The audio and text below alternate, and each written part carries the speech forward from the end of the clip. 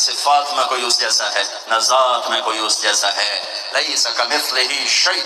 کوئی اس جیسا نہیں، نہ ذات میں نہ صفات میں۔ اس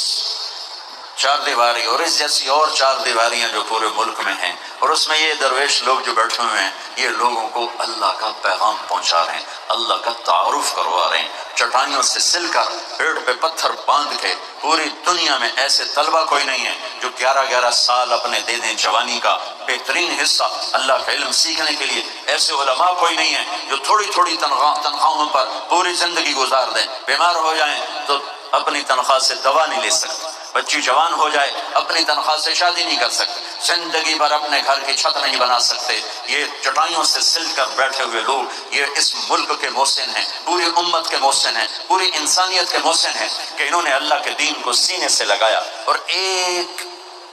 حرف بھی کمی بیشی نہیں آنے دی، ایک حرف